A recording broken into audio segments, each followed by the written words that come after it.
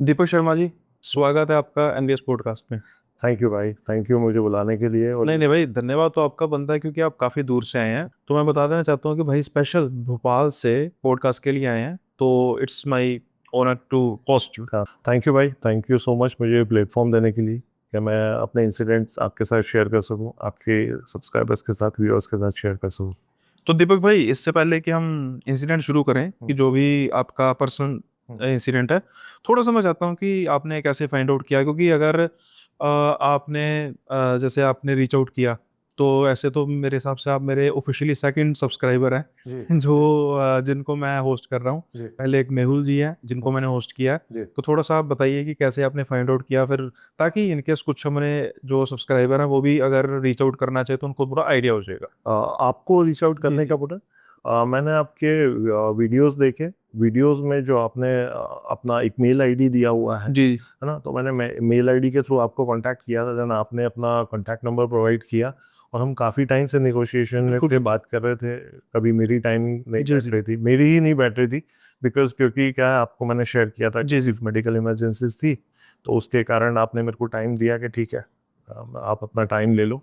और अभी जब हमारी लास्ट टाइम बात हुई तो ये पोस्टपोन हो सकता था, क्योंकि ये आज का जो दिन है, मैं आपके साथ आज बैठा हूँ, मेरे लिए काफ़ी हेक्टिक था, क्योंकि मैं ओवरनाइट कल ट्रैवल करके हाँ आया। सही है। अभी फिर आपके साथ आपने घर आज से बात जाना। करके फिर मैं निकलूंगा, तो अभी भी मुझे बिल्कुल। लगभग लगभग 8 घंटा मेरे को और ट्रैवल करना है। फिर वापस ऑफिस ये जाएगा मैं मैं। पर्सनली फील कर रहा हूँ जी कि टाइम बहुत कम है, जी एक अच्छा खुला टाइम होना चाहिए जी। क्या।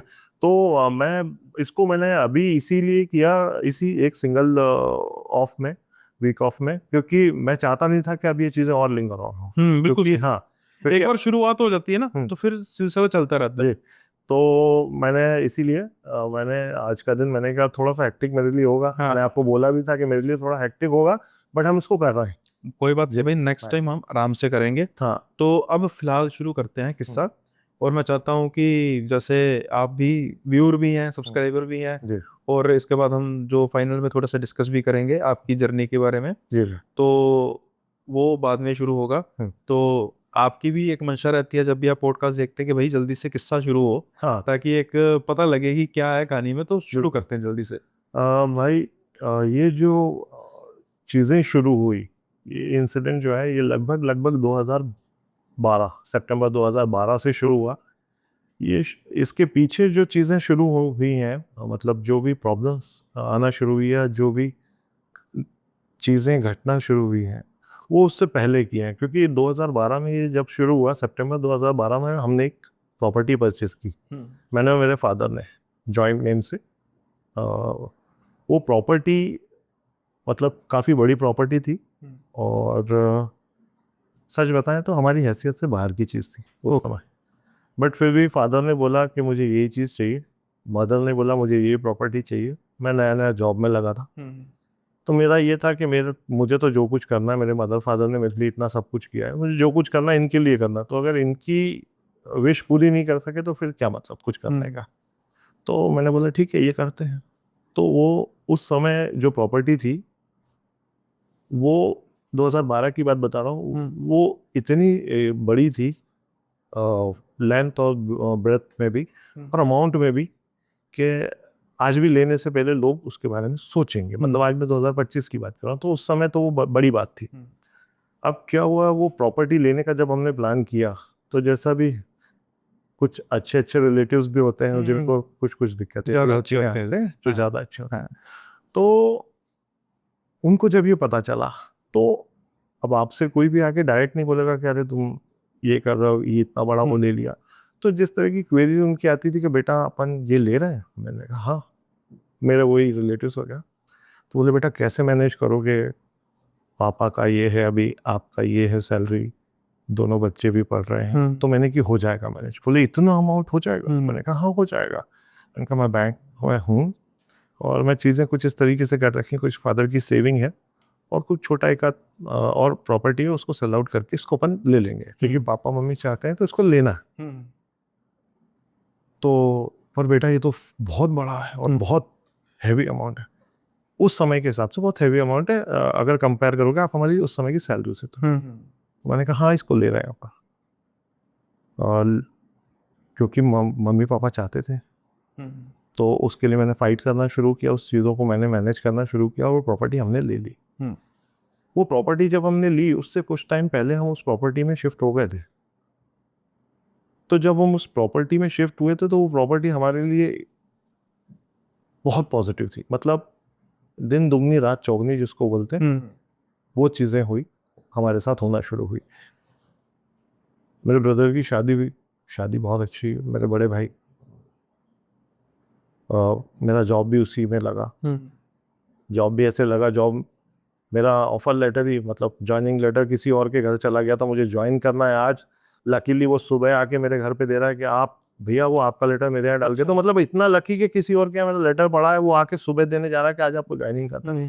प्रॉपर्टी मेरे लिए लकी थी। फादर को भी प्रमोशन वगैरह, फादर को भी काम जो उनका था वो इतना अच्छा चलने लगा। तो पापा ने बोला कि देख यार कितना भी है, सब कुछ अब सब पॉजिटिव जा रहा है तो कर लेंगे बेटा। मैंने फादर को बोला भी कि बड़ी प्रॉपर्टी है, ब्रदर 2 हैं, उनकी अभी कॉलेज भी चल रहा है, तो ओवर बर्डनाइज ना हो जाए अपन, क्योंकि अपने पास सोर्स ऑफ इनकम सैलरी है, अपने पास एक्स्ट्रा इनकम कुछ नहीं है पापा। तो पापा ने बोला मैं हूँ, मैं कर लूँगा। तो पापा ने इतना बोला तो आज तक भी पापा ही कर रहे थे। मैंने कहा पापा हैं तो कर ही लेंगे, सब क्या दिक्कत है। भाई उस प्रॉपर्टी की रजिस्ट्री हमारे नाम होते ही चीज़ें एकदम ट्रैक से बदल गई। वैसे जब तक वो आपका बयाना वगैरह हुआ तब तक तो आपका पॉजिटिव चल रहा है। ओके। हम रजिस्ट्री करा के जब हम लोग रजिस्ट्री ऑफिस से आए तभी ये हुआ कि पापा और हम एक गाड़ी में नहीं आ पाए। उसका कारण कुछ ऐसा हुआ कि पापा ने कुछ बोला, मैंने कुछ बोला, तो पापा को कोई बात मेरी ठीक नहीं लगी। तो पापा ने बोला, जैसा कि भाई मैं मेरे फादर की बहुत इज्जत करता हूँ, मतलब, और मैंने मार भी बहुत ज़्यादा खाई है, ज़्यादा नहीं मतलब ज़्यादा, बहुत ज़्यादा। मतलब मैं इसको अच्छे ही नोट पे बोलूँगा कि मैं हफ्ते में 6 दिन अगर पिटता था तो कम पिटता था, अल्ट्रा तो दिन पिटता था, अल्ट्रा प्रो मैक्स। हाँ। तो और मेरे फादर कैसा था कि मुझे घूर के देख लिया तो फिर मैं कहीं नहीं हूँ, मतलब आप हो जाता था मेरा, कह रहे यार पापा ने, मैं वैसे ही रोने लगता था। तो मेरे फादर ने मेरे डांट के गाड़ी से उतारा, लो जाओ अपना। मैं गाड़ी से उतरा, मैं ऑटो किया, मैं घर आया, मैंने रजिस्ट्री करा के, जो कि हम दोनों के नाम पे है, बाप बेटे के। पापा कार से आया, मैं ऑटो से घर पहुंचा। मैं घर आके दादाजी थे, दादाजी को बताया, दादाजी ऐसा ऐसा पापा को समझाओ, ऐसा ऐसा करते हैं, अब मैं बड़ा हो गया। ठीक है, पापा ने भी मुझसे बताया। भाई मेरे बड़े भाई का कुछ समय बाद, मेरा बड़े भाई मतलब बिल्कुल मेरे पिता तुल्य थे। मतलब ये है कि मेरे फादर मेरे सिर पे हाथ रखे या मेरे बड़े भाई सिर पे हाथ रखें, बराबर ही था। मेरे बड़े भाई अब नहीं रहे, बताऊँ सॉरी। तो बहुत समझदार, बहुत भोले मेरे बड़े भाई थे, मतलब मेरे बिल्कुल विपरीत मैं बता दूं आपको। पर उनका ऐसा हुआ कि उन्होंने सब जॉब वॉब भी छोड़ दिया। हमने सोचा यार कि किसी को भी बुरी आदत लग सकती है, इनको भी लग गई, तो जो भी समझाना है, काउंसलिंग है, सारी चीज़ें करना शुरू की। तो बट उसके बहुत कुछ पॉजिटिव उसका इफेक्ट आ नहीं रहा था। दोनों भाई छोटे पड़ ही रहे थे। इधर क्या हुआ, जब जब हमारे घर में कुछ पॉजिटिव होता उसके साथ नेगेटिव कुछ होना चालू हो जाता है। जैसे ब्रदर की शादी हुई, उनकी बिटिया हुई, तो उन्होंने जॉब छोड़ के ये सब चीज़ें हो गई उनके साथ चालू, तबीयत उनकी खराब रहने लगी। ठीक है, थोड़े टाइम बाद अब कलेश करमेश चालू हो गया, क्योंकि अब अगर घर में कोई भी अगर एक ऐसा रहेगा तो कलेश होना चालू ही रहता है। घर में प्रॉब्लम शुरू हुई, भैया भाभी के बीच में लड़ाई वगैरह शुरू हो गई चालू। पर ठीक है, ये भी समझ में आता है, जॉब छोड़ दिया है तो का डिस्कम्फर्ट एक आ जाता है, तो होता है, मतभेद होते हैं, विचारों में हो जाता है। चल रहा था, उसको भी चीज़ें मैनेज कर रहे थे। उस बीच में एक आध बार मेरी मदर ने मेरे को रात बिरात बोला। मैं आपको ये बता दूं कि मेरी थ्रू आउट मेरा जो प्रोफेशनल वो रहा मेरा कैरियर, वो मेरा आउट ऑफ भोपाल ही रहा है, मतलब तो मैं ओवरनाइट ही आता था पहले, और एक रात रुका, एक दिन रुका और अगले दिन चला जाता था। तो घर में कुछ अगर होता है तो मुझे ज़्यादा पता नहीं चलता था। मेरे फादर भी बाहर पोस्टेड थे, तो हम दोनों बाप बेटे को ज़्यादा कुछ नहीं पता था कि क्या होता है, क्या चल रहा है। बस अगर घर में सुना कि ये प्रॉब्लम हो गई है तो ठीक है, उसका सोल्यूशन निकालते, यही उसका था। पापा भी आते तो पापा से तो और भी कोई बात नहीं करता है इस टाइप की कि घर में क्या हो रहा है क्या नहीं हो रहा। एक आध बार मेरी मदर ने मेरे को बोला कि बेटा मेरे को, हमारा जो घर है, घर के बाहर हमारा जो पार्किंग एरिया है ना, जो बाउंड्री है, वो भी लगभग 1000 स्क्वायर फीट का है। तो मेरी मदर ने एक आध बार बोला होगा कभी कि बेटा है ना, अपने घर में कोई घूमता है रात को, तो मैंने बोला मम्मी पागल हो, कैसी बातें कर रही हो, है? अपन बीच भोपाल में रहते हैं, आसपास चारों तरफ से लोग रहते हैं अपने, ये कौन सी बात है? तो वो बोले कि नहीं बेटा तू मानता नहीं। मैंने कहा मम्मी आप, हो सकता है कि भाई मैं बाहर दूर से आता हूँ या मैं उतना अटेंशन घर को नहीं दे पाता या मदर को नहीं दे पाता, मैं मैरिड नहीं था तब, तो मम्मी ने सोचा होगा मेरे को थोड़ा अटेंशन। मैंने सोचा मम्मी ये सब बातें करने में कोई मतलब नहीं है, मैं भी तो सोता हूँ, एक रात आता हूँ या 2 रात आता हूँ, मैंने कभी फील। बोले नहीं बेटा तू मानेगा नहीं पर ऐसा होता। मैंने नहीं माना भाई। थोड़े टाइम बाद मेरे फादर को एक बहुत बड़ा टेंडर मिला। वो बहुत बड़ा ऐसा कि मतलब अगर वो टेंडर पूरा हो जाता तो मैं जॉब नहीं करता, कुछ और ही करता और बहुत अच्छा करता। उस समय सीआर्स में था, ओके। जो हमको आता, तो मेरे फादर को जो आता वो उस समय सीआर्स में आता। तो भाई आज मेरे फादर को टेंडर मिला, वो मेरे फादर से मेरी रात में बात हो रही है, तो पापा बोल रहे हैं कि बेटा अब अपन वो कर लेंगे, सब घर वर का सब कंप्लीट कर देंगे और ठीक है बेटा। मैंने कहा हाँ पापा। तो मैं उस टाइम, मैं बता रहा हूँ आपको, मैं महू में पोस्टेड था, मैं अपने रूम से निकल के जिम में जा रहा था और अगले दिन भाई मेरी मदर का मेरे को फ़ोन आया और रोते हुए और बोले बेटा तू घबराना मत। तो मैंने कहा क्या हो गया मम्मी? बोले तू घबराना मत बेटा। और मेरी मदर रो रही, मैंने मेरी लाइफ में पहली बार मेरी मदर को देखा वो फ़ोन पे रो रही है और एक बात बोले घबराना मत। तो मैंने बोला क्या हो गया मम्मी? बोले तेरे बड़े भाई से बात कर। मेरे भैया उस समय थे, मेरे भैया ने बोला बेटा तू डरना मत, घबराना मत, पापा का एक बहुत बड़ा एक्सीडेंट हो गया, बहुत ज़्यादा ब्लड निकल गया और पापा को नागपुर ले जाना है। मैंने कहा ऐसा क्या हो गया है कि रीवा सतना साइड कहीं एक्सीडेंट हुआ, नागपुर लेके जा रहा है? मैंने कहा हॉस्पिटल में भर्ती करवाओ ना। बोले सब डॉक्टर्स ने हाथ खड़े कर दिए। मैंने कहा यार ऐसा कौन सा, मैंने कहा इतनी देर तक कैसे, जब डॉक्टर ने हाथ खड़े कर दिए तो इतनी दूर तक जाएंगे कैसे? और मैं इसको कॉर्नर में पड़ा हूँ। मेरे मदर, मेरे ब्रदर, दोनों छोटे भाइयों ने गाड़ी निकाली घर से, मम्मी को बिठाया और सीधा वो तो जबलपुर, बोले बेटा जबलपुर ला रहे हैं, जबलपुर के थ्रू जा रहा है। और निकले, पर जबलपुर में मेरे फादर की हालत बहुत बिगड़ गई तो उनको वहीं जबलपुर में एडमिट करना पड़ा। मेरे ब्रदर वगैरह भी ऐसे पहुंचे कि गाड़ी के टायर में जो वायर रहती है वो वायर निकल गए, मतलब वो इसी तरीके से गए। इधर से मैं भी रात को भागा, मेरे को पता चला 11 साढ़े 11 बजे करीब मैं भी भागा, पूरी रात ट्रैवल करके मैं भी, क्योंकि मैं भोपाल पहुंचा, भोपाल से सुबह थी ट्रेन बस, तो मैं ट्रेन से रात को सुबह पहुंचा मॉर्निंग में। जब मैं पहुंचा तो मेरे भाई बाहर रो रहे थे आईसीयू के।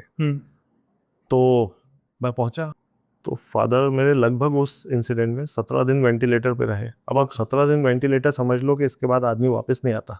सही है, पर भगवान का आशीर्वाद था या हमारे कुछ अच्छे कर्म थे कि मेरे फादर 17 दिन बाद वेंटिलेटर से वापस आए और उनकी याददाश्त 1 साल तक लगभग नहीं रही। मतलब वो ना खुद को पहचानते ना किसी को पहचानते।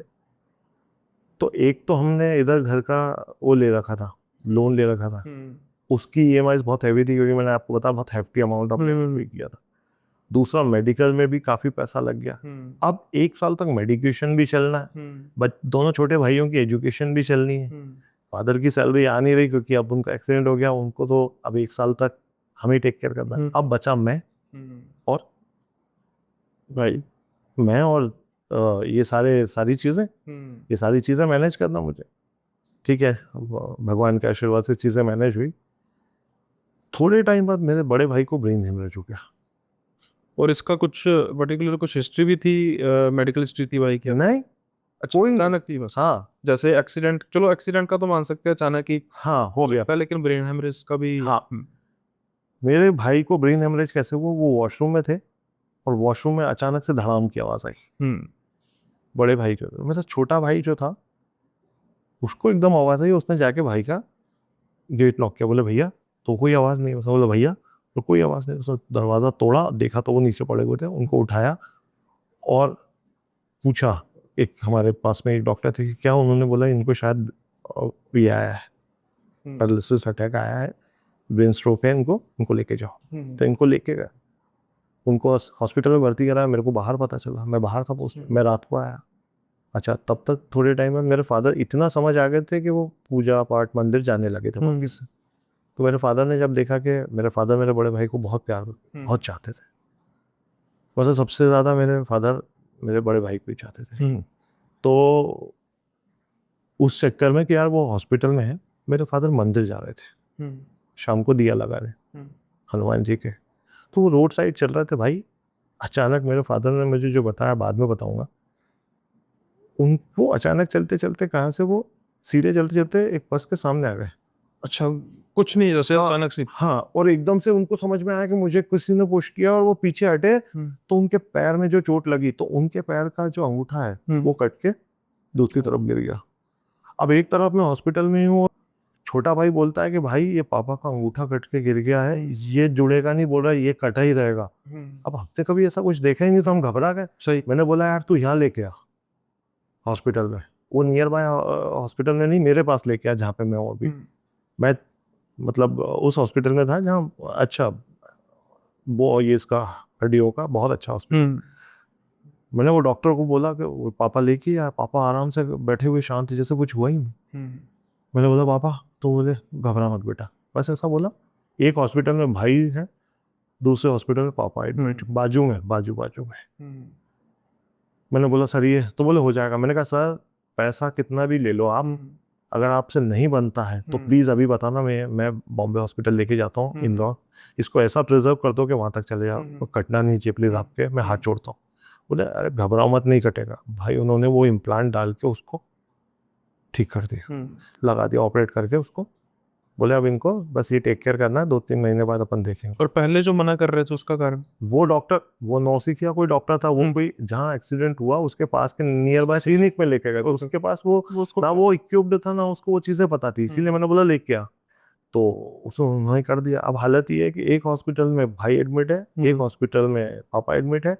इतना टेंशन मेरी मदर बर्दाश्त नहीं कर सकी, उनको भी पैरालिसिस अटैक आ गया। अरे भाई, सारे परिवार पर ही। पूरा परिवार, एक हॉस्पिटल में 2 लोग एडमिट है, एक हॉस्पिटल में 1 आदमी एडमिट है। बट स्टिल मैं क्या सोच रहा हूँ, टफ टाइम है। हाँ सही। टफ टाइम है यार, इतना गोल्डन टाइम देखा है, इतना सब किया है, फादर ने अच्छी परवरिश की है, पढ़ाई लिखाई घूमना फिरना सब कुछ किया है, तो अब ये टफ टाइम भी है, तो चलो इसको भी देखते हैं अपन, करेंगे अपन। अब घर में कोई नहीं है करने, तो अपन करेंगे इसको। तो अब पॉजिटिविटी के साथ अपन भी चल रहे हैं अभी भी। अब ये सब हो रहा है, इन सबको डिस्चार्ज करा के घर लेके आया। मेल से छोटा वाला भाई है कौशल, हमारे भोपाल के पास में एक हनुमान जी का मंदिर है 100 किलोमीटर दूर, बहुत फेमस है। ओके। छिंद बाबा मंदिर है। ओके। बताते हैं हनुमान जी के उस मंदिर में कि 5 मंगलवार जो कर लेता है उसकी मनोकामनाएं पूरी होती है। ब्रदर ने सोचा जब इतना सब कुछ चल रहा है तो मैं भाई में ये करूँगा। करो। वो अब वो क्या करता, सुबह की आरती अटेंड करता, तो उसके लिए रात में निकलना पड़ता था। और वो रोड उस समय का तो इतना खराब था भाई कि अगर आपको वो 100 किलोमीटर जाना है तो आपको 4-5 घंटे का मार्जिन लेके जाना है। वैसे 2 घंटे के आसपास का होता है। बस। तो भाई उसके 4 मंगलवार हो गए, 3 मंगलवार हो गए थे। और उस रात को मैं घर आया हुआ था छुट्टी लेके, तो वो रात में जा रहा था मंगल को। तो उसने मेरे को बोला कि भाई मैं और सामने घर के सामने एक लड़का रहता राजा, बोले मैं और राजा जा रहे हैं। मैं कहाँ जा रहा हूँ रात में? 12 बजे करीब निकले, बोले सुबह की आरती अटेंड करेंगे और आ जाएंगे। मैंने कहा कहाँ जा रहे हो? बोले छिंद बाबा मंदिर। मैंने कहा मत जा। ऐसा पता नहीं कि मैंने बोला मत जा, जबकि मैं खुद रात में ही ट्रैवल करना पसंद करता हूँ। मतलब मैं आपको नाइट में ही ट्रैवल करता मिलूंगा अभी भी, और मेरे 15-20 साल तो मैंने यही किया। और मेरे फादर भी बाहर पोस्टेड रहे, तो वो भी नाइट ट्रैवल वगैरह करते थे, तो मेरी फैमिली को नाइट ट्रैवल से कोई प्रॉब्लम नहीं थी। तो मैंने बोला मत जा। तो मेरा भाई बोलता अरे जाना पड़ेगा। मैंने क्यों? तो उसने बोला कि देखो 5 मंगलवार का मैंने माना है, 3 हो गए, ये चौथा है, इसके बाद 1 बचा है, भगवान ने चाहा तो सब ठीक हो जाएगा जो भी है। तो मैंने उसको बोला एक काम कर, तू कार लेके जा, बाइक से मत जा। तो कुछ भी अगर हो इम्पैक्ट, तो कोई प्रॉब्लम भगवान ना करे कुछ होती है तो कार को डैमेज हो, तू प्रोटेक्टेड रहे। अरे बोले अभी ये गए और ये आए, बाइक से जाएंगे और आ जाएंगे। मैंने कहा ले जा यार। तो वो कार चुपचाप रख के और चला गया। पहली बार मेरे फादर बेचैन दिखे मेरे को उस टाइम। बोले कहाँ गया ये? कभी पूछते नहीं मेरे फादर कौन कहाँ जा रहा कहीं। मैंने कहा पापा ये वहाँ वहाँ गया। तो मेरे पापा बहुत बेचैन थे। तो मैंने पापा को बोला पापा परेशान मत हो, मंदिर ही गया, सब ठीक हुआ। बोले नहीं बेटा मेरे को कुछ बेचैनी सी हो रही है। मैंने कहा पापा कुछ नहीं, मंदिर ही गया है, आप लेट हो, और पापा का वही फेस चल रहा है, रिकवरी फेस। बड़ी बेचैनी मेरे अंदर भी थी। लेट गए, सो गए हम लोग। सुबह सुबह एक लड़की आके गेट बजाती, बोले भैया, बोले आंटी, मेरी मम्मी का, बोला आंटी आंटी दरवाज़ा खोलो जल्दी। मैंने बोला दरवाज़ा खोला, मैंने कहा हाँ। तो उसने मेरे को बोला भैया, भैया राजा भैया, बोलू भैया का एक्सीडेंट हो गया। हाँ मम्मी। मैंने बोला कहाँ? तो बोले कि भैया वो वहाँ उस रास्ते पे। तो सुबह सुबह अर्ली मॉर्निंग 6-6:30 बजे। तो मैंने बोला बात करा, तेरे को कैसे पता चला? बोले भैया एक पुलिस वाले का फ़ोन आया था। मैंने बोला किससे बात हुई? तो बोले राजा भैया से। मैंने कहा गोलू से बात की, मेरे छोटे भाई का नाम। बोले भैया भैया बात करने की कंडीशन में। मैंने कहा वापस लगा, मैं पुलिस वाले को वापस उसी नंबर पर फ़ोन लगाया। मैंने कहा भैया, बोले भैया एक बात कर पा रहा और एक बेहोश है, और उसको तो बाजू में हम लेके गए थे चिकित्सालय, तो उन्होंने तो रेफ़र कर दिया कि भोपाल ले आना पड़ेगा, इसको इंजरी है ज़्यादा। तो मैंने बोला आप इसको यहाँ भेज दो। तो बोले भैया एम्बुलेंस नहीं है, हम बुलवा रहे हैं, देखो कब तक आए। मैं भैया गाड़ी लेके 4 व्हीलर लिया और पहुंचे। और वो जो लड़की थी वो राजा की बहन? ब्रदर थी, छोड़, राजा ब्रदर था हाँ, वो उस लड़की का। तो बोले भैया हम भी चलते हैं। उसके फादर और वो लड़की भी साथ में बैठी, मेरा छोटा भाई और पापा मेरे बाहर निकले। और क्योंकि उनकी स्थिति ऐसी थी, तो उनकी आंखों में आंसू आ गए कि पहली बार वो लाइफ में, मेरे फादर भाई मेरे पूरे खानदान में सबसे स्ट्रॉन्ग आदमी थे, और उनकी ऐसी स्थिति, तो मेरे फादर की आंखों में आंसू आ गए। भाई मैं उस दिन, मैं अपना, मतलब आप सोच नहीं सकते कि मैं अपने आप को कितना टूटा हुआ महसूस कर रहा हूँ। तो फिर कैसे? तो मैंने पापा को बोला, पापा मेरे से निकलते निकल, बोले बेटा मैं भी चलता हूँ। मैंने पापा आप बैठो, मैं कहा मैं आता हूँ करके।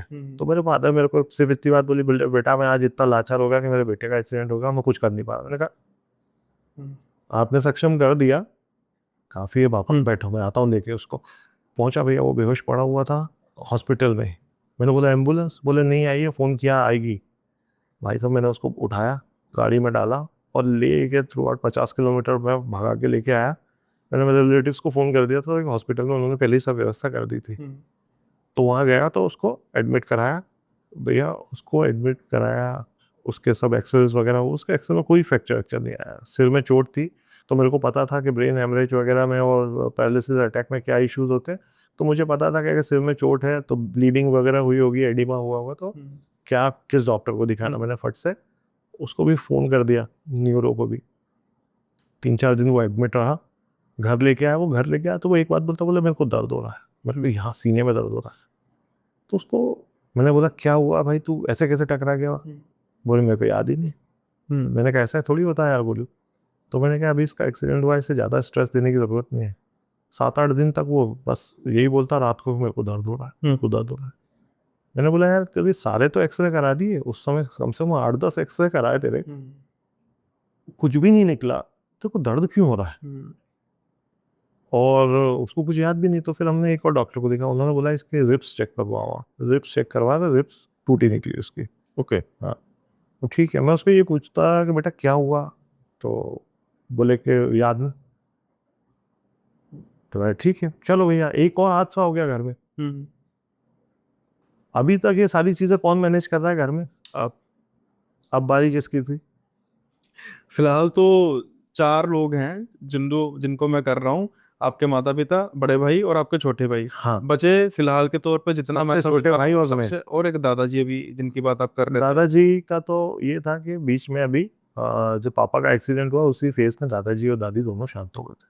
अच्छा। हाँ, ओके, ये भी तो ट्रेजेडी हाँ, थी साथ में। हाँ। ये भी तो और उसमें क्या हुआ कि ये हो गया, तो क्योंकि मेरे घर के सबसे बड़े मेरे फादर हैं, तो जो उनकी जितनी जिम्मेदारियां थी, मैं आपको भगवान के आशीर्वाद से बोला हूँ, वो सारी मैंने निभाई।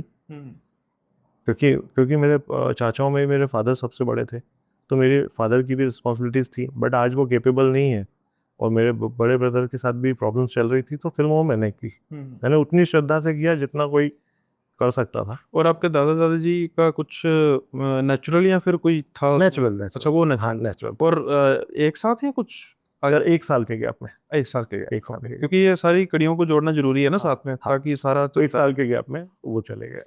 कहने का मतलब कि आपके छोटे भाई और आप बचे हाँ, जो सही हाँ, सलामत है। सही सलामत थे। अब मैं अपनी जॉब पे वापस गया। अब ब्रदर के साथ मेडिकल इमरजेंसी कुछ बड़े भाई के साथ ज़्यादा होने लगी। उनको हॉस्पिटलाइज कराया, तो डॉक्टर्स ने हाथ खड़े कर दिए। हम्म। फिर हमें कहीं पता चला कि यार वो आयुर्वेद से वहाँ से ऐसा ऐसा इस बीमारी का इलाज हो जाता। क्या करते, लेके गए।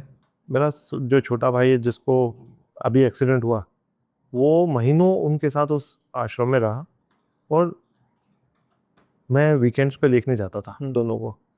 तो मैं एक वीकेंड पे गया देखने उनको, तो डॉक्टर से मैंने पूछा, मेरे भाई ठीक लग रहे थे बड़े, तो मैंने उनसे पूछा कि डॉक्टर साहब आप क्या, ये तो ठीक लग रहा है।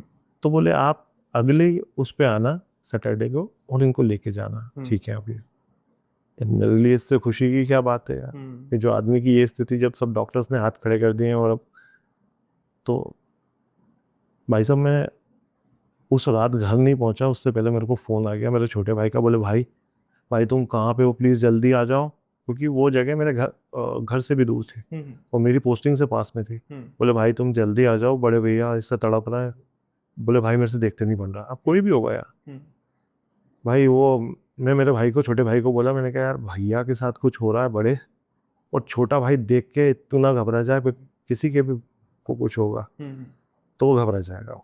मैंने बोला तू लेके, डॉक्टर ने बोला इनको इंदौर लेके जाओ आश्रम से। जब हम वहाँ से लेके इंदौर गए, तो मैंने मेरे छोटे भाई को बोल दिया था कि बेटा देख, तूने जितनी सेवा करनी थी कर ली, पर तू घबराना मत, तू घबरा गया तो दिक्कत हो जाएगी।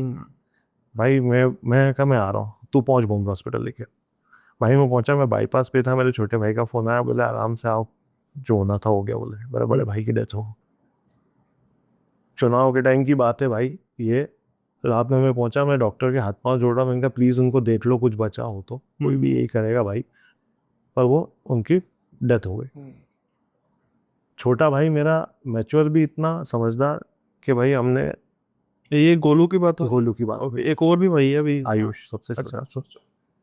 तो हम लोग वही बॉडी को लेके पहुंचे, दोनों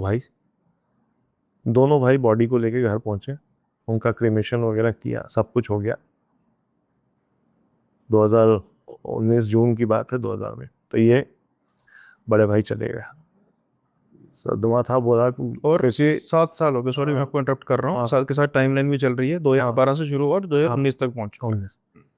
मैं उनके साथ, स्कूलिंग मेरी उनके साथ ही थी, तो हम तो छोटा सा बस्ता लेके साथ जाते थे, तो मतलब, और मैंने बताया ना आपको फादर फिगर थे मेरे लिए। तो ये, और मेरे फादर जो उनको सबसे ज़्यादा चाहते थे, मुझे सबसे ज़्यादा डर ये था कि फादर पे इसका क्या इम्पैक्ट हो, टूट जाएंगे। अभी उनके साथ पहली प्रॉब्लम चल रही है, कैसे कैसे मेरी फैमिली रिकवर हुई इस चीज़ से। तो मेरे छोटे भाई ने मेरे को एक दो बार बोला, बोले यार घर में आवाज़ आती है यार किसी की पायल के चलने की। मैंने कहा बेटा तू पागल टाइप बात मत कर, तू मम्मी के साथ रह रहे कि तू ये सब बातें करना मत सीख, है ना। बोले नहीं भाई इतनी सब चीज़ें चल रही हैं, तुम समझो कुछ तो होगा। मैंने कहा यार फालतू की बातें नहीं करा करो, मैं आता हूँ ना, मैं भी तो रुकता हूँ रात में। बोले तुम 1 दिन 2 दिन के लिए आते हो। मैंने कहा मैं 4 दिन के लिए भी आता हूँ तो भी तो। अब भाई मेरी पोस्टिंग थी नर्मदा किनारे एक जगह पे, अब समय मेरा था, क्योंकि अभी तक कौन मैनेज कर रहा है, ये नहीं टूटेगा, ये नहीं जाएगा, ये नहीं निपटेगा, तब तक इस परिवार में पूरी तरीके से बर्बाद नहीं हो पाएंगे। कड़ी है ना, कड़ी बांध कर हाँ रखो यार। हाँ। तो भाई मेरा एक एक्सीडेंट हुआ, वो एक्सीडेंट ऐसा हुआ कि मैं सोचता था कि यार हेड टू हेड बाइकें कैसे टकरा जाती। मुझे किसी ने बोला कि भाई हेड टू हेड वो सामने से बाइक टकरा गई तो किसी की डेथ हो गई, ये वो। तो मैं बोलता था यार ये क्या है, इतना बड़ा रोड है, दो बाइक आमने सामने से आ रही है यार, इधर से टकरा या उधर से टकरा, हेड टू हेड कैसे टकराते हैं। मैंने कहा यार इससे बेवकूफ़ तो एक्सीडेंट कुछ होता नहीं। तो अब क्या हुआ, मैं कोविड के बाद निकला बाइक से घर आने के लिए। तो गाड़ी चला रहे हैं बढ़िया, आराम से जा रहा है, और मैं थ्रू आउट में, मतलब बता रहा हूँ 15-20 साल में बहुत ट्रैवल किया। अचानक से मैं बाइक चला रहा हूँ और मेरे हाथ पे किसी ने काटा है यहाँ, और मैंने ऐसे देखा, जस्ट ये देख के यूं किया, इतनी देर में सामने गाड़ी, और इतनी सामने गाड़ी कि अगर उसको काटूं मैं, उससे बाइक से अगर बचूं तो बाजू में ट्रक, और इधर काटने का कुछ सवाल था ही। और हम सामने से ऐसे टकराए, और मुझे ये था कि मैं ट्रक में टकराऊंगा, तो मैंने कोशिश ये की कि मैं दूसरी साइड गिरूं। तो मैं गिरा दूसरी साइड, और उसमें मेरा फ्रैक्चर वगैरह काफ़ी हो गया। वो टाइम पे पता नहीं क्या हुआ कि मेरे फादर का भी, जो अभी तक अगर किसी के भी घर में कोई लड़का इतना सब कुछ फेस करेगा, सफ़र करेगा या संभालेगा, तो घर वालों का उसके प्रति जो नजरिया होता है वो बहुत पॉजिटिव होता है। सही।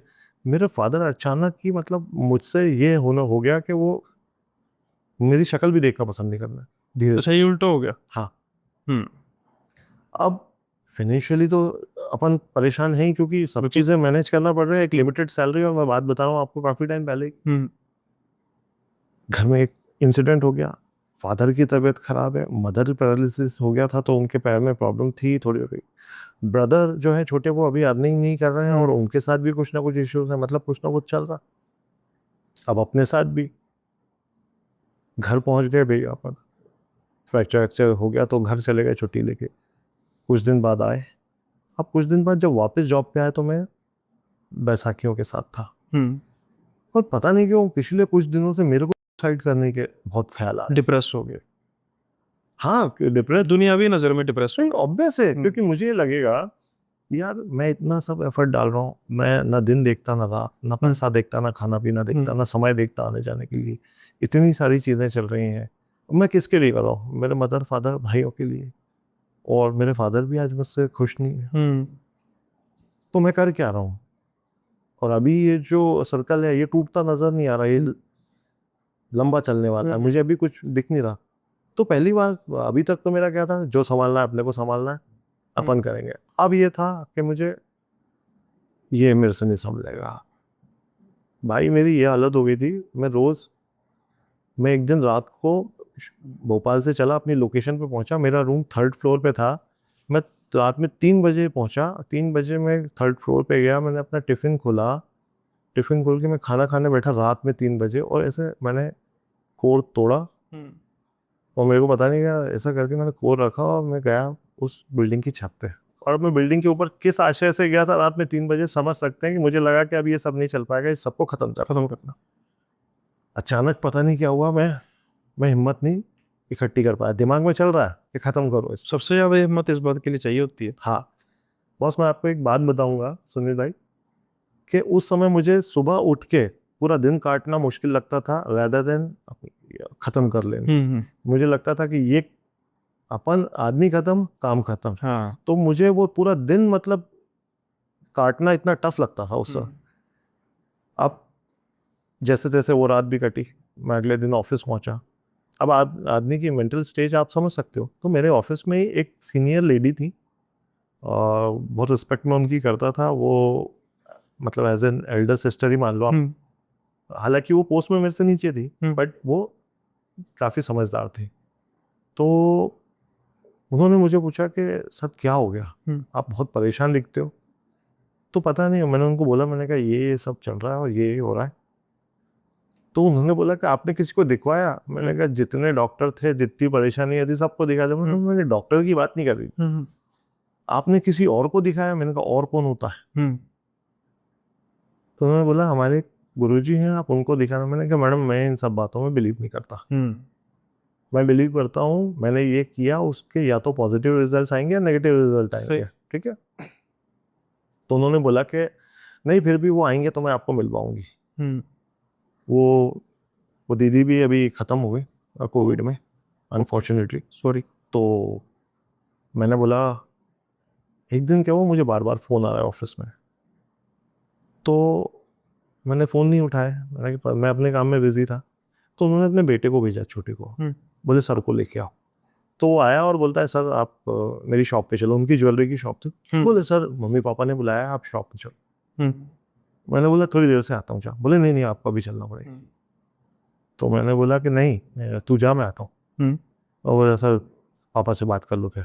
पापा नहीं आने देंगे। मैंने बोला, तो बोले सर 10 मिनट के लिए आओ।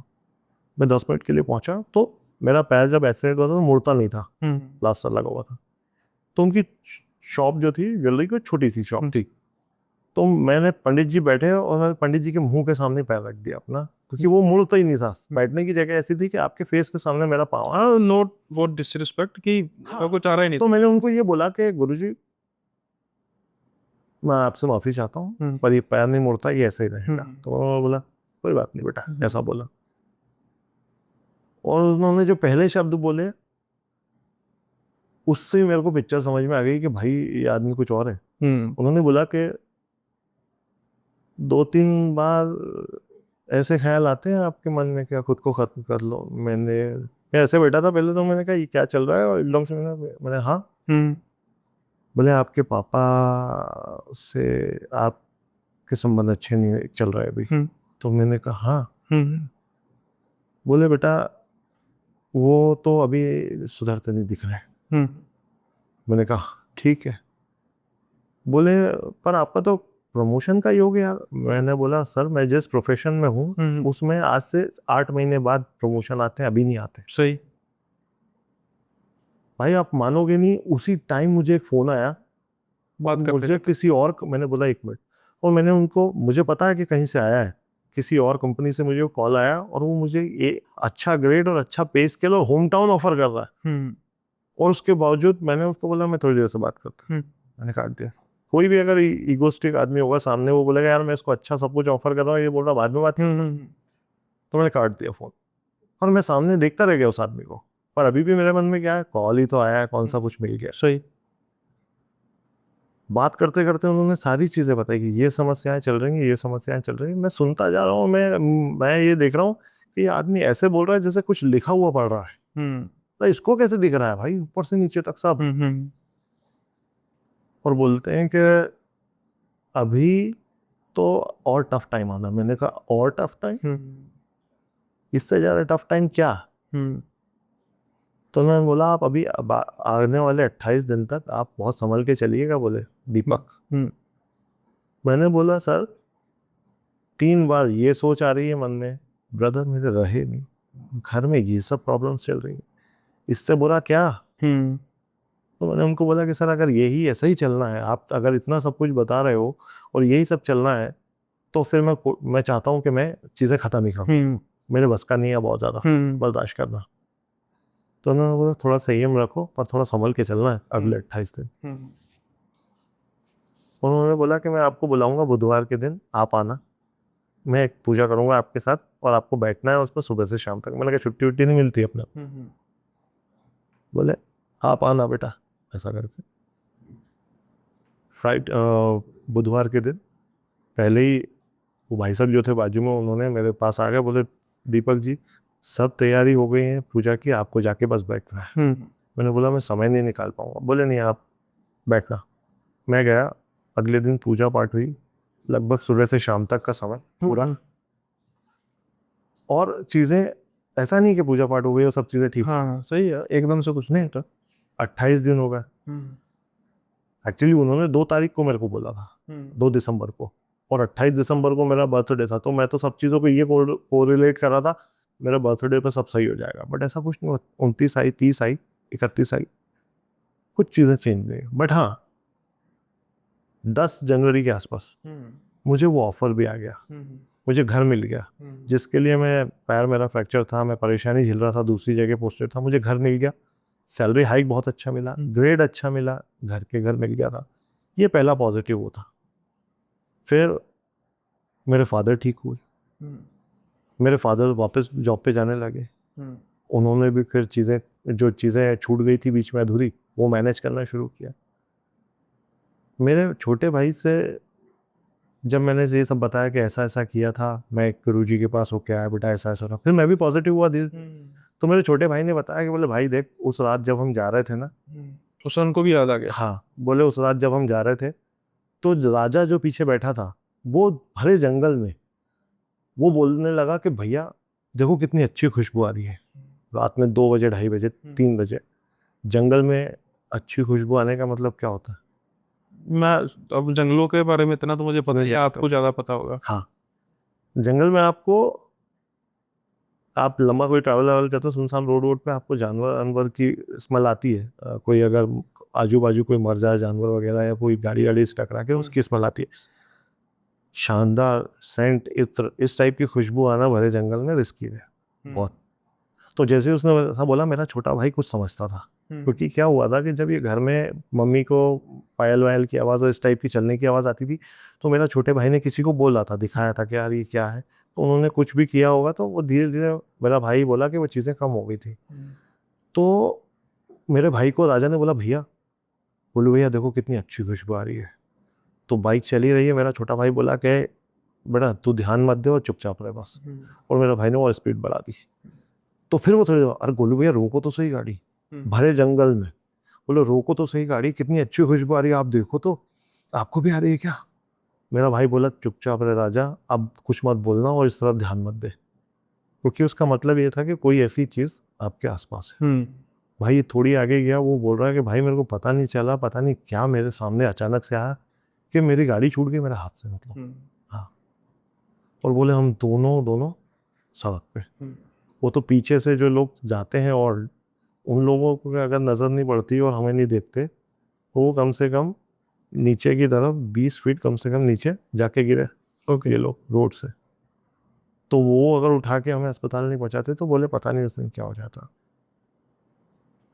बड़े भाई ने भी उनके जाने से पहले मेरे भाई को ये शेयर किया, छोटे वाले को ही, जो क्योंकि घर में वही रहते थे, कि बेटा पता नहीं क्या उस दिन है ना, मेरे को किसी ने वॉशरूम में ऐसा कोशिश की जैसे मेरे को पकड़ लिया किसी ने, मेरे से हिलते नहीं बन रहा था। मेरे को अचानक सामने से धुंधला धुंधला आया और फिर मैं बेहोश हो गया, मैं गिर गया। तो ये सारी चीज़ें हुई। फिर मैंने वो पंडित जी को बोला कि पंडित जी क्या समस्या क्या थी। सॉरी मैं आपको इंटरप्ट कर रहा हूँ। आपके पिताजी का जैसे एक्सीडेंट हुआ तो उनका भी कुछ ऐसा, हाँ सॉरी मैं मिस कर गया। अब पता लगा मैं क्यों टोकता हूँ। हाँ। इसलिए टोकता हूँ ताकि कड़ियाँ जुड़ती रहें। हुआ क्या कि जब मेरे फादर ने भी, जब ये हुआ तो मेरे फादर ने भी यही बताया कि बेटा मैं जब उस दिन जा रहा था, हाँ, मंदिर जा रहा था, तो अचानक से मेरे को किसी ने बस के सामने धक्का दे दिया। बोले मैं सीधा सीधा जा रहा हूँ, अपना दिया हाथ में लेके सीधे सीधे वो पैदल पैदल जा रहे हैं, बाजू से जब वो जा रही है, बस जा रही है, और भी गाड़ियां निकल रही थी, तब फादर कुछ नहीं हुआ। जब वो बड़ी गाड़ी और एकदम से बस सामने आई, तो अचानक से मेरे को ऐसा लगा मेरे को किसी ने धक्का मार दिया उसके सामने, बिल्कुल। वो तो बेटा मैं बच गया, मैं कैसे हाथ में पीछे आया वापस और मेरा सिर्फ पैर पैर उससे टकराया। तो ये सारी चीजें मैं, तो मेरा भी दिमाग एकदम से, मैंने कहा ये क्या है यार। ये तो दूसरी बार एक्सीडेंट होता है, फर्स्ट मेजर एक्सीडेंट होता है उसमें। फर्स्ट मेजर एक्सीडेंट का तो मेरे फादर को याद ही नहीं है, वो क्या था, वो तो उनको बस इतना पता है कि भाई मैं वो साइड देखने जा रहे थे, सुबह सुबह उनका ठेकेदार आया, बोले पंडित जी चलो सर आपको साइड दिखा लो। मेरे फादर के पास 2-3 साइड थी, तो उन्होंने बोला अरे यार ड्राइवर आएगा, गाड़ी से चलेंगे 4 व्हीलर से। बोले यार पड़ी यूं बैठो गाड़ी पे, यूं गए और यूं आए। तो पापा ने बोला चल, तब तक ड्राइवर भी आ जाएगा, फिर मेरी जो बाहर दूर की साइड है उन पर चला जाऊंगा। वो गए, वो बताते हैं कि भाई साहब चलते चलते चलते कब उसको भी नहीं समझ आया, और पल्सर थी, कहाँ गाड़ी स्किड हुई और क्या एक्सीडेंट हुआ। बस ये है कि मेरे फादर को बहुत ज़्यादा चोट लग गई उसमें, उसको भी चोट लगी और उसको बहुत मिनिमम लगी, और मेरे फादर को बहुत ज़्यादा चोट लग गई थी। तो ये हुआ, मैंने फिर उनसे पूछा, मैंने कहा, जब वो दीदी भी थी, मैंने उनसे बोला कि मैंने उनसे बात कराओ मेरी कि क्या चल क्या रहा है। तो फिर उन्होंने बोला कि बेटा देख अब चीज़ें ठीक हो रही हैं तो तू इन सब चीज़ में मत पड़, और तुझे वो घर बेचना पड़ेगा।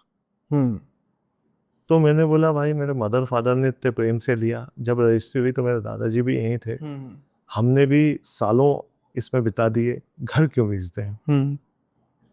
तो बोले घर नहीं बेचोगे तो और आप परेशान रहोगे।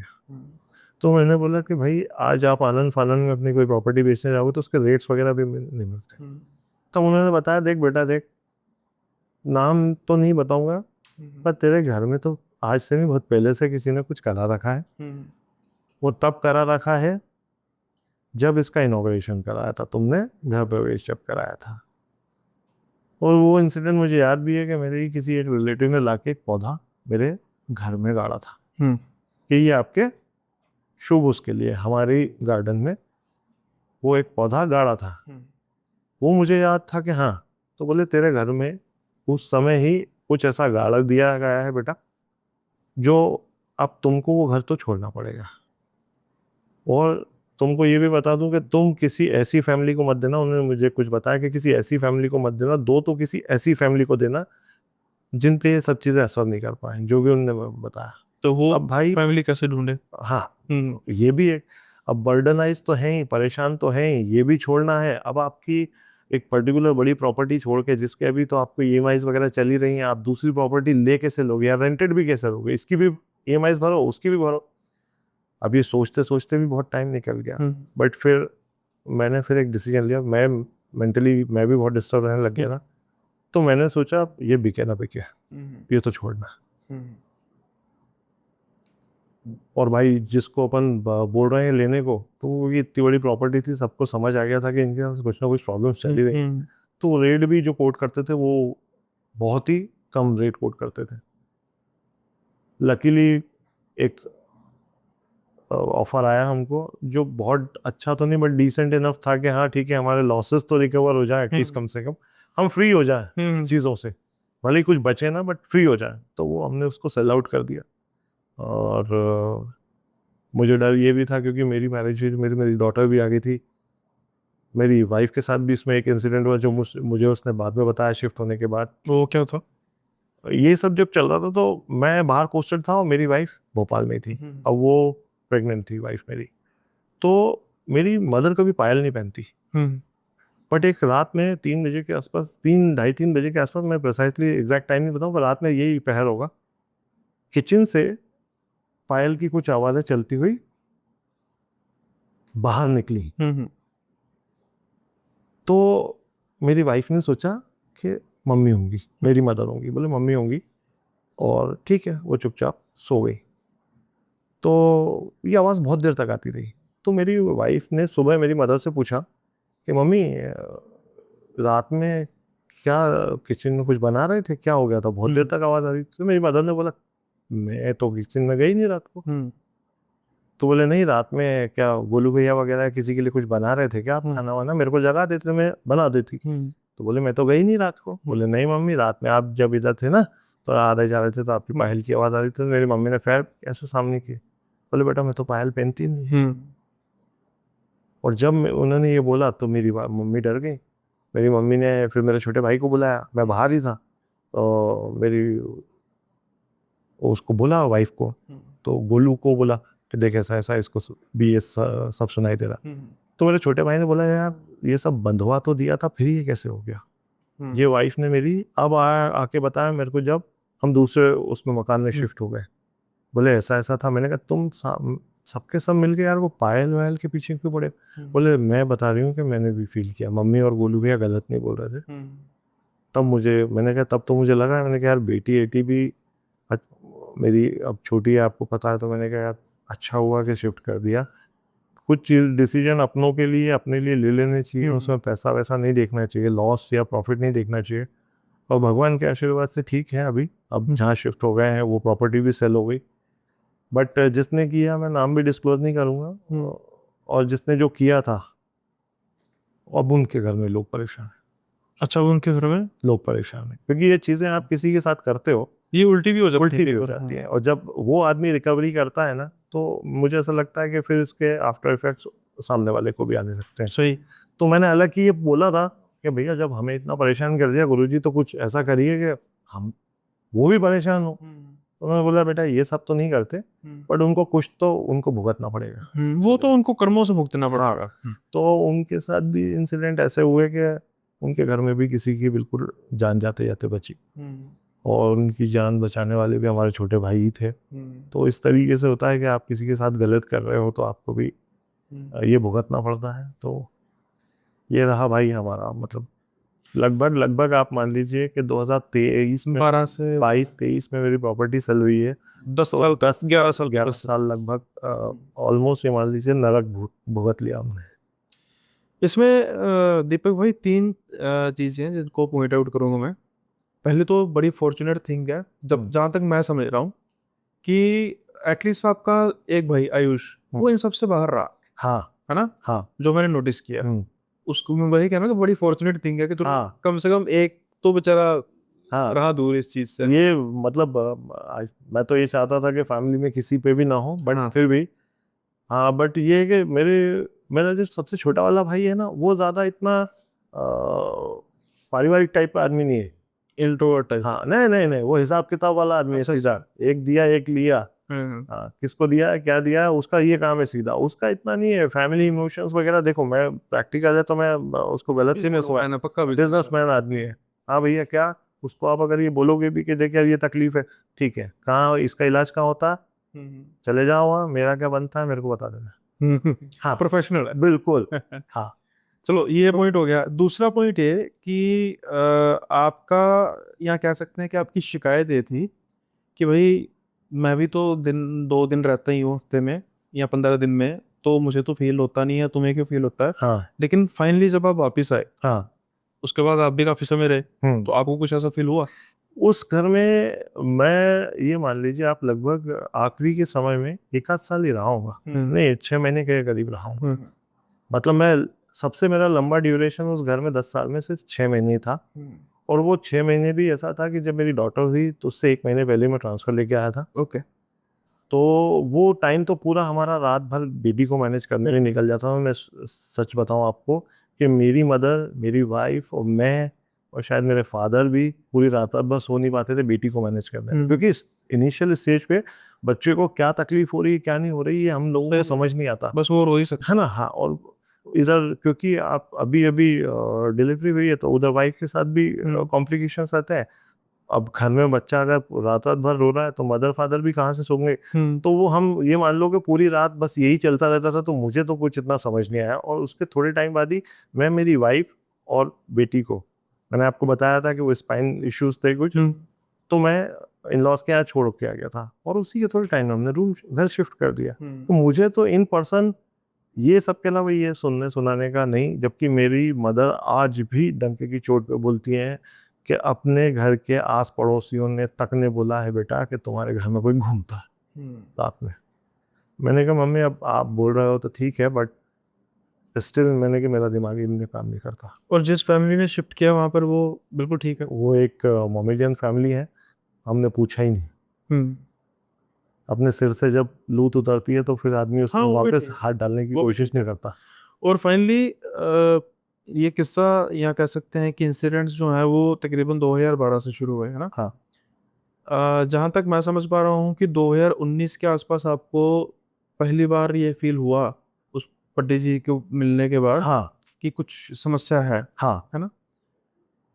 आपको नहीं लगता कि आपने काफ़ी बड़ी बेवकूफ़ी की कि इन सालों में आपने, देखिए मैं उस पर्सपेक्टिव से बोल रहा हूँ कि एक ब्राह्मण, चलो मैं पर्टिकुलरली ऐसा नहीं कि कास्ट हाँ, के हिसाब किसी से, कास्ट कम्युनिटी की लेकिन बात नहीं करते, बट मतलब ब्राह्मण फैमिली यानी कि चांसेस है कि हाँ हम मतलब आस्तिक हैं, मतलब परमात्मा में विश्वास करते हैं, सब में विश्वास करते हैं। तो क्या होता है कि जब हमें समस्या होती है ना, कोई भी तरीके की हमें समस्या होती है, तो सबसे पहले हम क्या करते हैं, कुंडली लेके पंडित जी के पास चले जाते हैं कि पंडित जी ये देखो कुंडली में कोई समस्या तो नहीं हो गया, दिशा के चलते हो।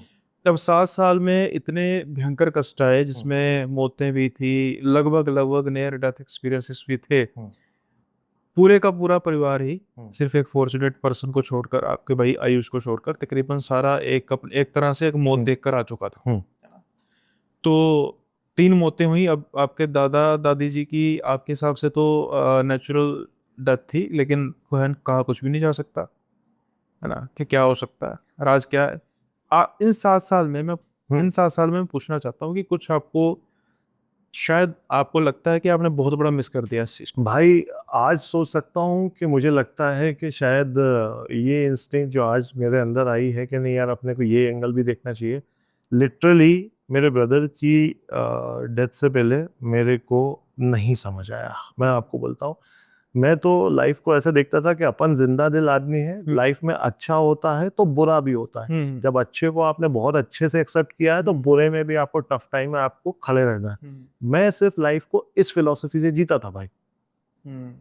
तो मैं, फादर का एक्सीडेंट मैं क्या बोलूंगा, अ, हो गया भाई, इनकी गलती नहीं होगी किसी और की होगी, सामने वाले की गलती होगी, हो गया।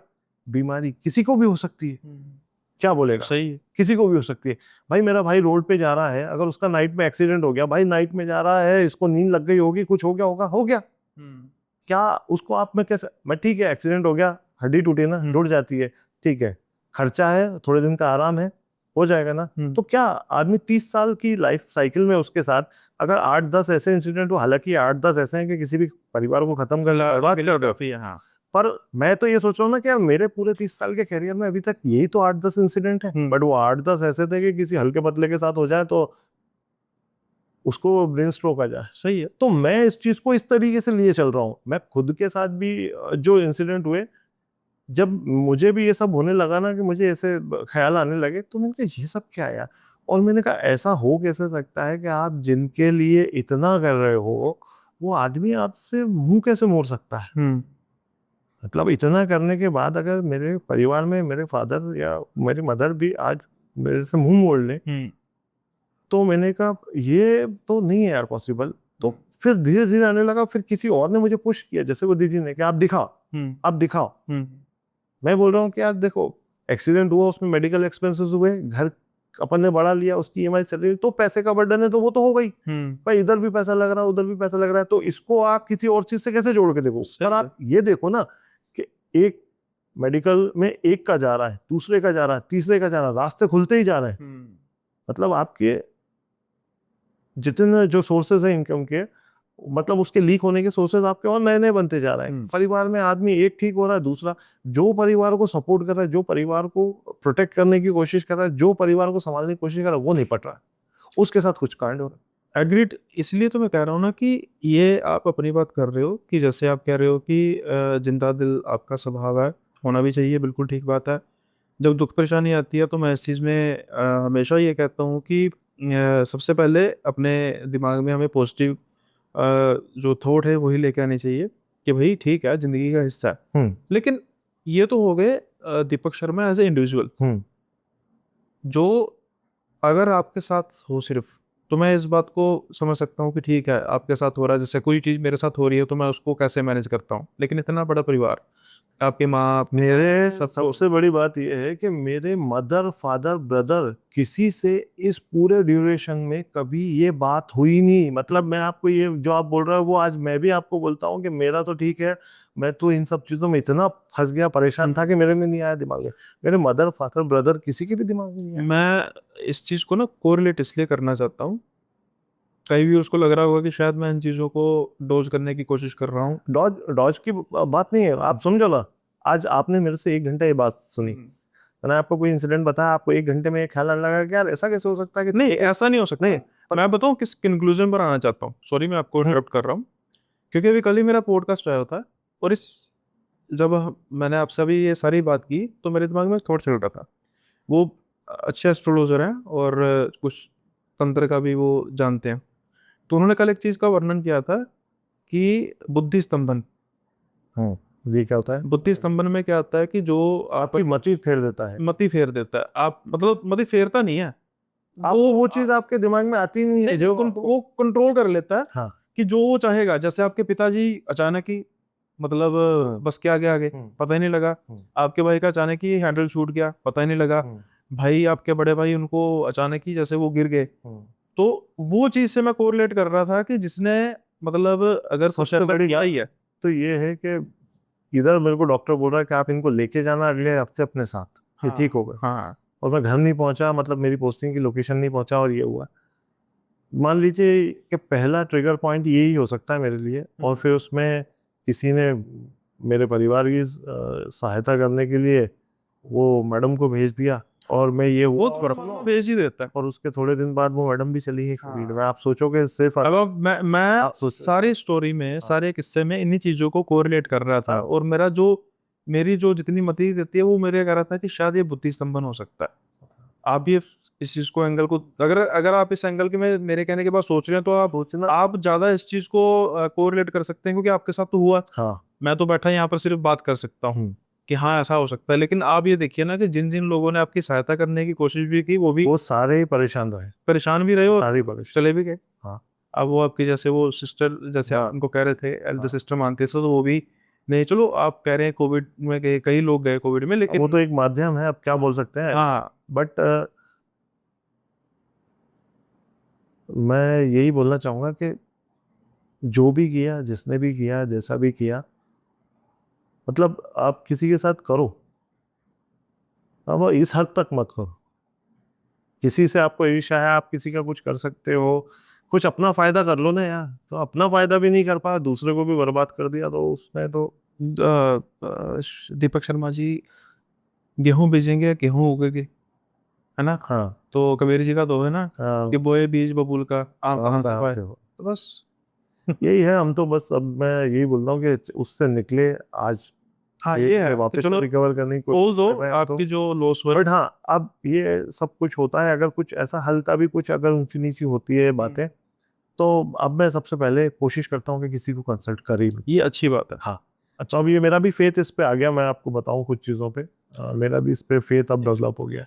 तो दीपक जी, पहले तो जैसे मैंने आपका धन्यवाद किया था, तो उसके लिए मतलब भोपाल से आने के लिए फिर से धन्यवाद करता हूँ, और extremely sorry for your losses जो भी इसने इस किस्से में। और देखिए क्या होता है ना, आप भी सब्सक्राइबर भी हैं, तो आपको पता लग गया होगा कि मैं जब कड़ियों को जोड़ता हूँ तो कई लोग समझते हैं इंटरप्ट करता हूँ, लेकिन वो जरूरी होता है। हाँ, जब आप इस सीट पर बैठे होंगे चीज़ों तो को बेहतर स्ट्रीमलाइन करने के लिए, हाँ, क्योंकि streamline कोई करना। भी आपको बताएगा ना, तो वो चीज़ें आपको अगर वन वो में बताया तो वो चीज़ें स्कैटर्ड होती हैं, Scattered। क्योंकि उसके दिमाग में वो चीज़ें वापस से रिकॉल करता है, देन वो आपको शेयर करता सही। है ना। उसको स्ट्रीमलाइन और अलाइन करने के लिए हाँ, जो आपका पुश है वो बिल्कुल राइट डायरेक्शन है। तो आई होप कि व्यूअर्स भी इस बात को समझेंगे। जी। खैर देखो, मैं अब क्या होता है कि जो किस्से होते हैं तो फाइनल में कहते तो बड़ा मजा आया, लेकिन इसमें मैं ये नहीं कह सकता, परिवार की ट्रेजेडी है, बहुत बड़ी ट्रेजेडी है। जी। हाँ, किसी को सीख मिल जाए इससे तो बहुत बड़ी बात होगी। हाँ। ये हमारा एक पर्पस भी होता है। दीपक जी को आप फॉलो करना चाहते हैं तो टाइटल में जो हैंडल आपको मिल रहा है वहाँ पे जाके आप फॉलो कर सकते हैं। दीपक जी भी कोशिश कर रहे हैं कि अपने किस्से कहानियों के जरिए आप तक पहुँचे, तो चाहें तो उनका चैनल भी सब्सक्राइब कर सकते हैं। ये सिलसिला ख़त्म नहीं होगा अभी, क्योंकि प्लान किया है दीपक जी के साथ, हालांकि इस समय की कमी है, उन्होंने वापस भी जाना है। अगर हो सका तो थोड़ा बहुत हम और हम डिस्कस करेंगे। हो सकता है अगले पॉडकास्ट में कर लें, या फिर अगर टाइम मिला तो इसी में कर लेंगे। ये तो पता लग ही जाएगा अगर जो वीडियो के अंत तक पहुंच चुके हैं। आगे वीडियो खत्म हो रही है तो समझो अगला पॉडकास्ट होगा, नहीं तो ये चल ही रहा है। आज के पॉडकास्ट को यहीं पे ख़त्म करते हैं। आई होप आपको अच्छा लगा होगा आज का पॉडकास्ट। सो लाइक करना मत भूलिएगा, चैनल को सब्सक्राइब कर दीजिए, लगे हाथ कमेंट जरूर कर दीजिए फीडबैक के लिए, शेयर करना मत भूलिएगा। आज का पॉडकास्ट यहीं ख़त्म करते हैं। जल्दी मिलेंगे अगले पॉडकास्ट में नए गेस्ट के साथ। तब तक के लिए बाय बाय, ख्याल रखिएगा।